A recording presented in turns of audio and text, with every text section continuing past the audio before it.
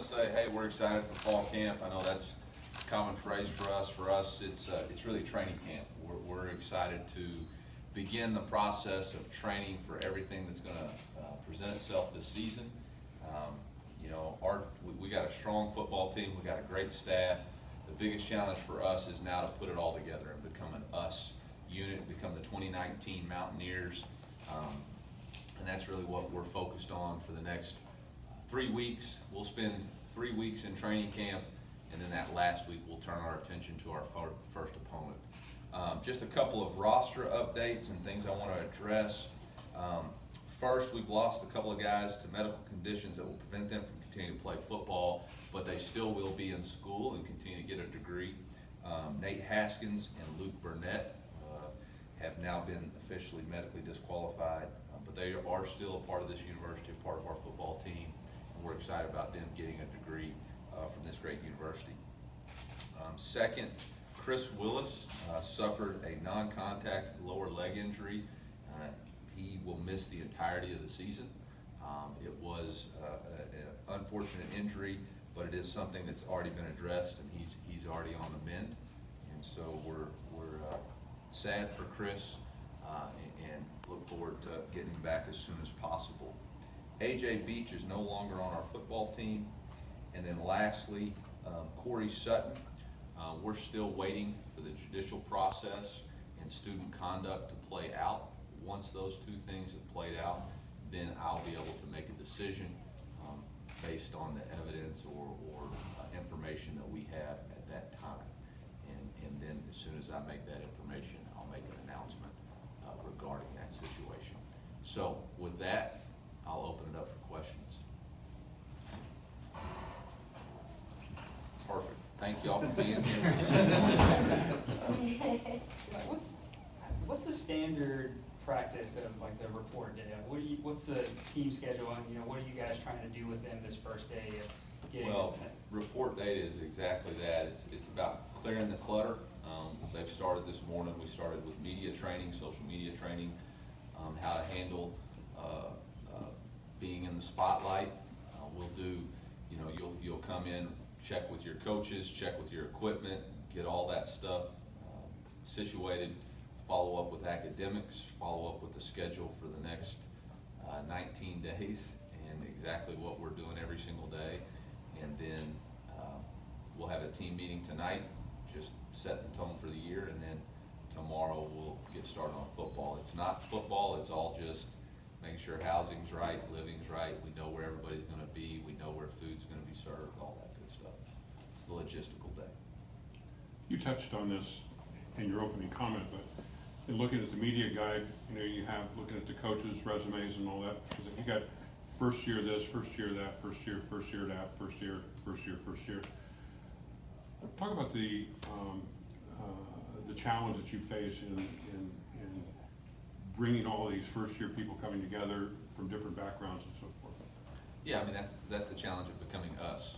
That's the challenge of learning each other, building that trust and respect so that you can rely on the person next to you, that when something's not exactly right, he can pull the weight, or when you're focused on your job, he's going to do his job. That's football 101, that's team sports.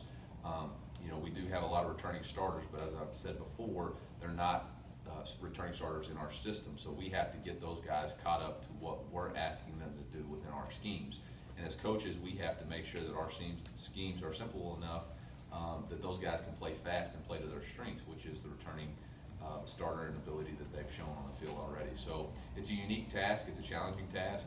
It's not something that's unique to our staff. We've done this before, we just haven't done it together. And so, we spent a better part of the entire offseason trying to find ways to put ourselves together and build that trust and respect outside of just football. And then now that's exactly what training camp is to put ourselves in very difficult situations, in hard situations.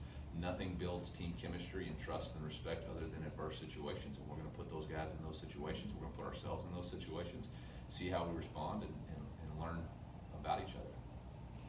Piggybacking on that a little bit, how do you come in, they've had so much success here in the past, how do you come in with maybe your different ideas, your way of doing things, and kind of balance that with how Yeah. well things going. Yeah, you know, I appreciate the foundation that Coach Moore and Coach Satterfield left, and respect the fact that it's expectations to win championships and play for championships. And you embrace the target, you embrace the expectations, but for us, it's about the difference between preference versus performance. It's not about how you prefer to do things, it's about what's gonna help us have the best performance possible. And so, it's low ego, high output. All of us, whether it's players, coaches, head coach, we're about the best idea moving forward. And as good as we've been in the past, there's still things out there that we can accomplish that would set ourselves apart. And that's our aim. It's try to do it better than it's been done before. It's to always compete. As a competitor, I want to be better today than I was yesterday. I want to be better tomorrow than I was today. And that's, you know, what we're trying to do. Yes, they've been good. Yes, they've had success. Yes, we embrace that, but there's more to do.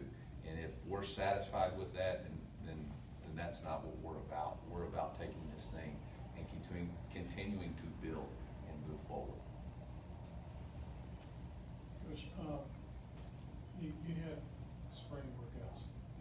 Did you more or less figure out who's playing where and what you want to do then, or do you go into fall with a blank sheet just with some knowledge of what the players can do, but not exactly this guy's going to start here, this guy's going to start here? Yeah, you know, spring is all about individual player development, and for us, it was about those guys getting familiar with our schemes, but we didn't have our freshmen here, we didn't have some of our walk-on players, we didn't have our grad transfers, and so now it's a fresh start for everybody. Competition begins right now. There is no sacred cows. There is nobody that's reserved the right to be a starter. It is this, we're building from day one. Who establishes themselves? Tom Brady had a great quote. Football is about being at your best, and if you're not the best, then you have to step off the podium and somebody else does. That guy's been, you know, playing at a high level for a long time, and if that's his mindset, that's going to be our mindset. That whoever's here and playing the best is going to play. The spring, it was about individual player development. Now it's about the team. It's not about getting familiar with our system. It's about competing to win football games now. And everybody's got a clean slate to do that. When do you start game planning for East Tennessee State? You know, our staff spent this summer game planning specific opponents. We've already got the outline of our game plan in, but we won't implement those things until the week of East Tennessee State. Is that when you'll announce starters too, that week? Whenever Joey tells me to announce starters, I'll announce the starters. You know, the thing is with starters, that's changed so much because so many people play. There's so many guys that are going in and out of the game.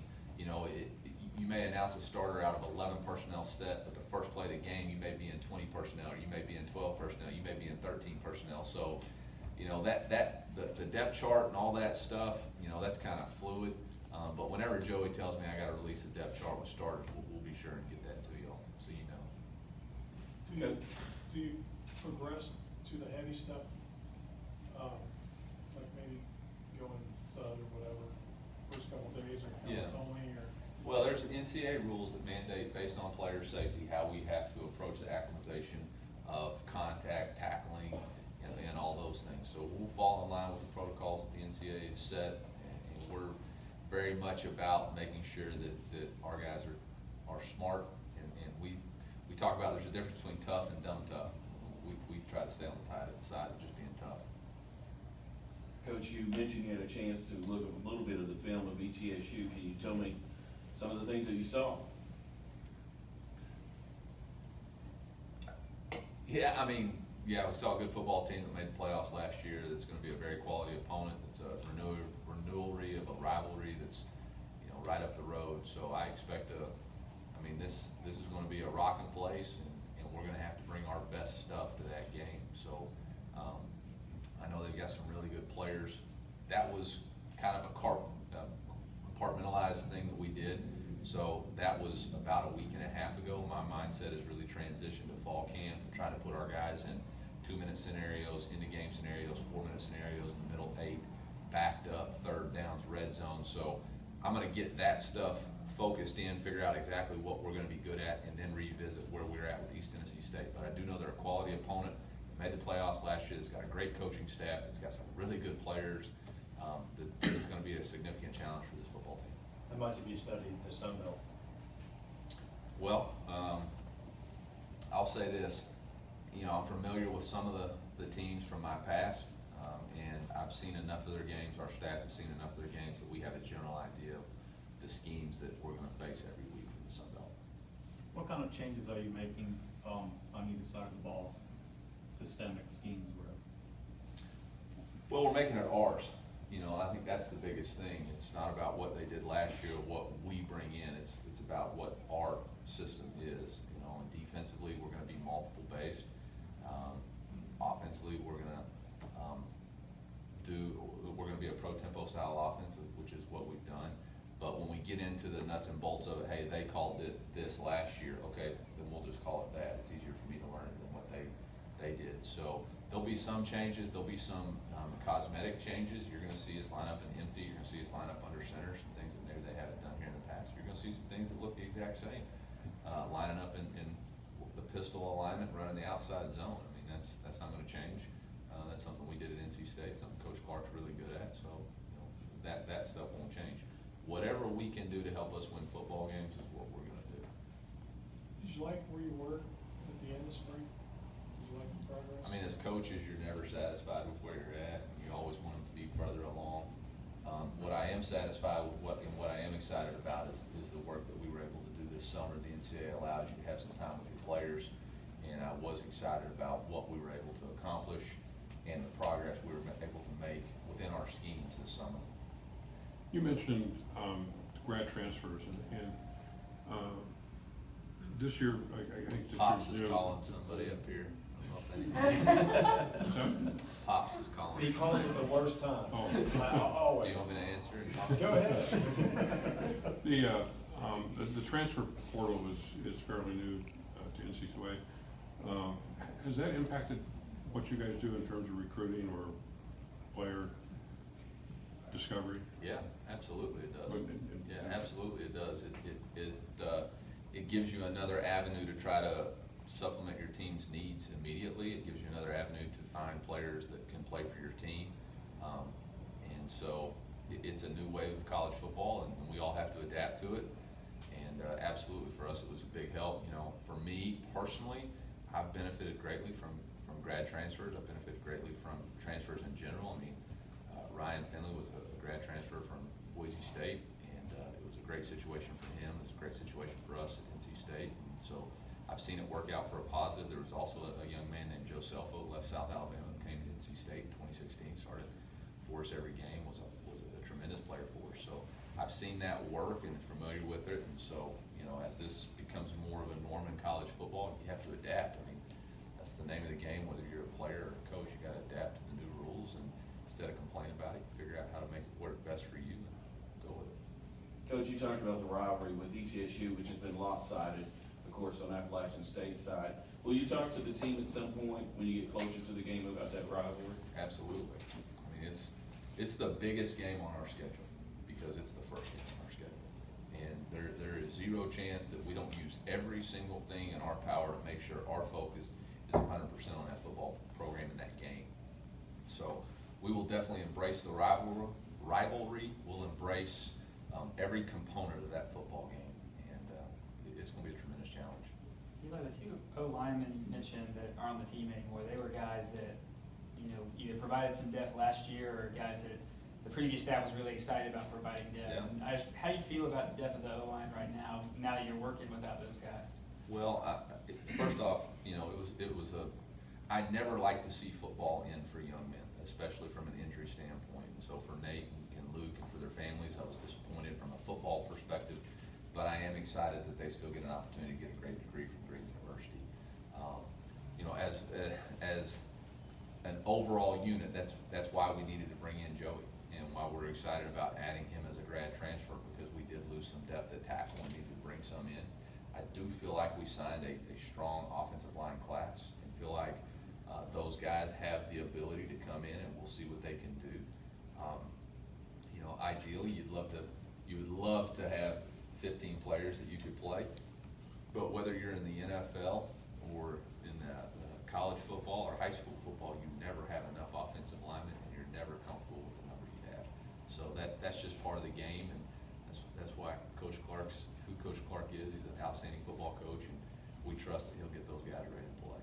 You mentioned Joey in the transfer market, but how do you go about scouting those guys? Because I feel like you got a lot of different wrinkles that you're working with, because guys are trying to leave programs and maybe you don't necessarily know why off the bat. Well, the first thing is you gotta do your homework, and you gotta see if they're gonna fit your program. And it's, at the end of the day, it's all about fit. Do they fit? Do they understand their role? Do they understand the expectations? Do they understand what they're getting into? And if they do, does your team understand why you're bringing those guys in, and can you mesh it together? And, we were open and honest and upfront with our team that we were gonna be bringing in grad transfers, and the only thing better than a little competition is a lot of competition. And, we needed it, our team understood it, so it is what it is. What does having a guy like Zach Thomas at quarterback do for you? It makes you excited to come to work every morning. You got a guy who can lead, a guy who can play the position at a high level, a guy that can take a broken play and make it into a successful play.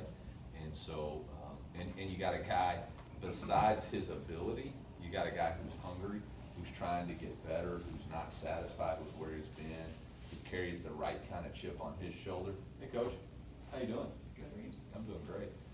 Has the right kind of chip on his shoulder and does all the things that you ask him to do as a player.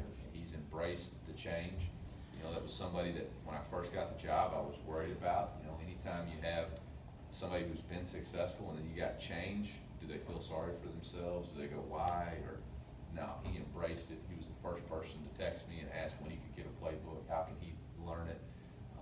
So very excited about that. Coach, App has a long-standing tradition of having great running backs, and you returned Darrington Evans this year. What's your thoughts on him? I think Darrington's a better person than he is a player, which is an outstanding compliment. He's a tremendous student in academics. He's also has tremendous work ethic and leader, and I appreciate him, the way he handles his business and carries himself.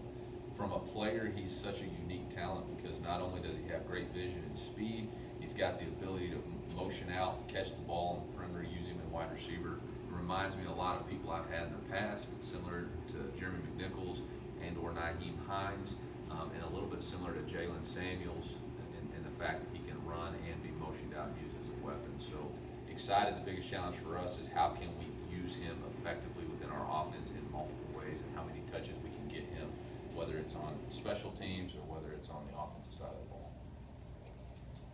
What's your philosophy on non-conference schedule? Whatever Doug tells me to play, I'll play. Put the ball down, we're ready to roll. I mean, in this day and age, it's hard to get games the way you want them. Obviously, there's not a better college environment for us than the Rock, and so we'd like to get as many quality opponents here as we can. We understand the landscape of college football, and you do have to play Power 5 opponents, and so we would like to get those guys here if we can. If we can't, we'll travel. And we'd like to make them regionally based so that as many of our players' parents and people can be there as possible. So just right off the top of my head, that's what our philosophy is. But at the end of the day, whoever Doug tells us to play, we'll put the jersey on, let's roll. So it doesn't matter to you if it's 2 Power 5s a year or 2 Group of 5s or whatever the ratio is? But I'd like to have as many easy victories as we can get. Okay? I mean, if you could play, I'm not going to make a comment. If you could just play 4 wins, I would take it. All right, but that's not the economy, and that's not the landscape of college football. And whoever our university and administration decides that we need to play, will play. I do think there's some models out there for the Group of 5 that we should consider. Boise State has done an excellent job of putting themselves in a position to compete with Power 5 opponents, to make that game meaningful, but also mix in a number of quality Group of 5 opponents too.